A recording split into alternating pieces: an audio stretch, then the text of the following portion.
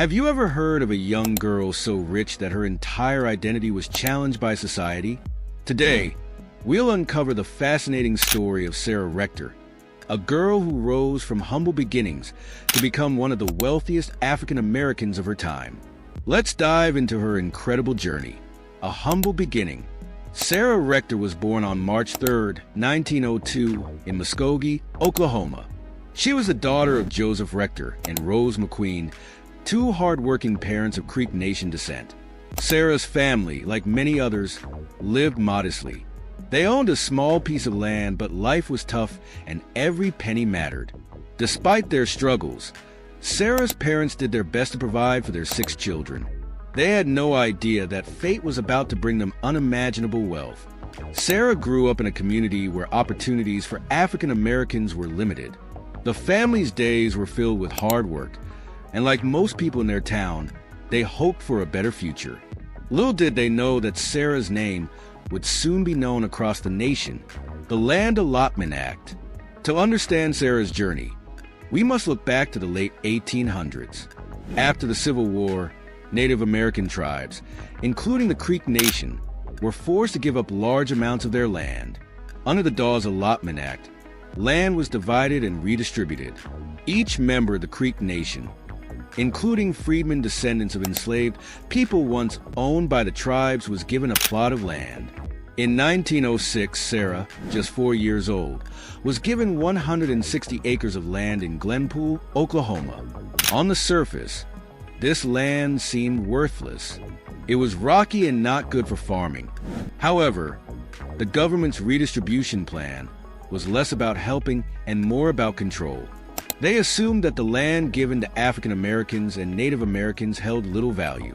The government's oversight would prove to be a monumental mistake.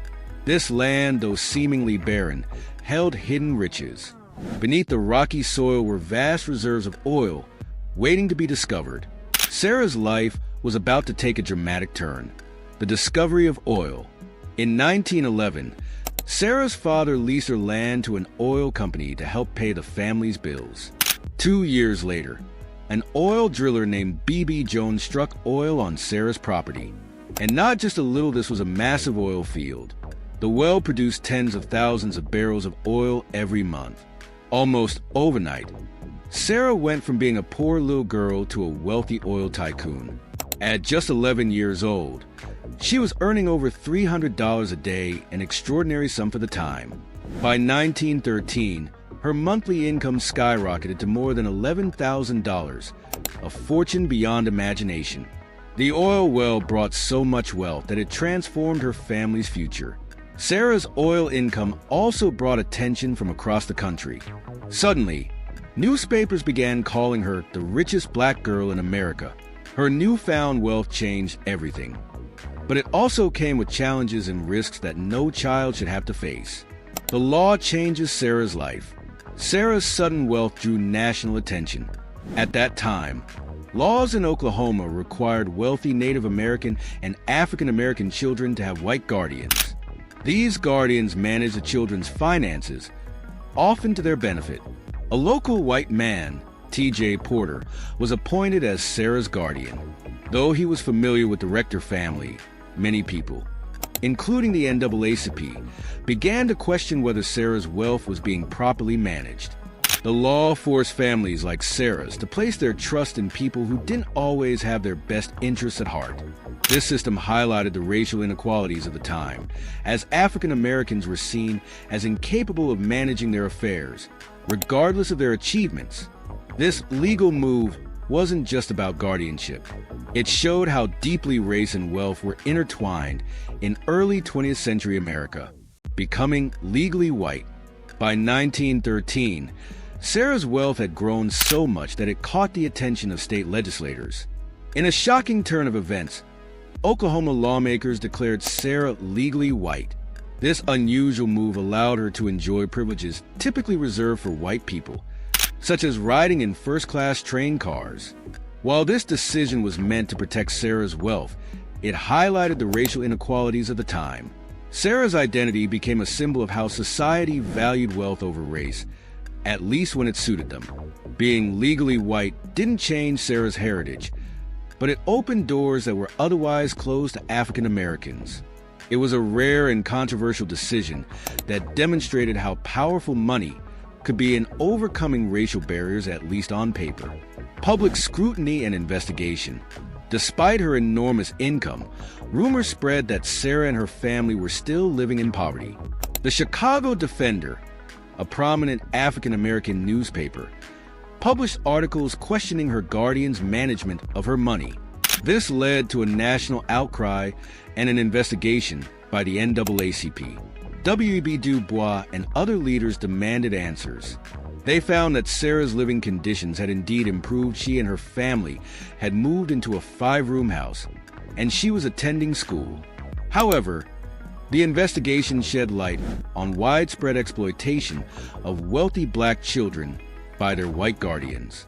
Many believed that Sarah's fortune was being mishandled. The NAACP's efforts brought much-needed attention to the issue, forcing authorities to re-examine how these children were treated. The case raised important questions about justice, equality, and the protection of vulnerable individuals in a racially divided society. Sarah's education and life in Kansas City. To ensure a better future, Sarah was sent to the Tuskegee Institute in Alabama, a prestigious school for African Americans. While there, her wealth made her a target for scams and even kidnapping plots. Authorities had to take extra precautions to ensure her safety. Eventually, Sarah's family moved to Kansas City, Missouri, where they lived in a grand mansion. By the time she turned 18, Sarah was a millionaire. She invested in businesses, owned land, and even had a fleet of luxury cars. Sarah was determined to use her wealth wisely, building a life that reflected her hard work and success. She embraced her new community, becoming a role model for African Americans in Kansas City and beyond. A lavish lifestyle. Sarah's newfound wealth allowed her to enjoy a life of luxury. She loved fashion and often shopped at exclusive stores. She and her mother were known for their love of fast cars, often racing through the streets of Kansas City. Sarah also hosted lavish parties attended by influential African Americans, including famous jazz musicians. Her mansion became a hub of activity, with guests enjoying fine dining and entertainment. Despite the challenges she faced, Sarah embraced the joys of her success. Her story inspired many young African Americans to dream big and work hard, showing that success was possible even in the face of adversity. The Great Depression and financial challenges. Despite her wealth, Sarah was not immune to the economic downturn of the Great Depression. She lost a significant portion of her fortune during the Wall Street crash of 1929. However, her business acumen helped her recover some of her losses. Sarah married twice and had 3 sons. Her first marriage to Kenneth Campbell ended in divorce, and she later married William Crawford, a restaurant owner. Despite the financial setbacks, Sarah remained resilient. She continued to manage her remaining assets and support her family, proving that her strength went beyond her wealth. A quiet later life. As she grew older, Sarah preferred to stay out of the spotlight. She lived a quiet life in Kansas City, focusing on her family and community. Her remarkable journey from poverty to wealth remained an inspiring story for many. Even as times change, Sarah's legacy as a trailblazer for African Americans endured. Her later years were spent in comfort, surrounded by loved ones who appreciate her courage and determination. Sarah's life serves as a reminder of the strength and resilience of those who face life's challenges head-on. Sarah Rector's legacy. Sarah Rector passed away on July 22, 1967, at the age of 65. She was buried in her hometown of Taft, Oklahoma. Her life is a powerful reminder of how wealth and race intersected in early 20th century America. Sarah's story continues to inspire people today. She showed incredible resilience and grace, navigating a world that often tried to take advantage of her. Her legacy lives on as a testament to the power of perseverance, courage, and hope. Sarah Rector's life was extraordinary. From a poor girl living in a modest home to one of the wealthiest African Americans of her time, Her journey is one of resilience, courage, and triumph. If you enjoyed the story, don't forget to like, share, and subscribe. Let's keep exploring more fascinating tales together. See you next time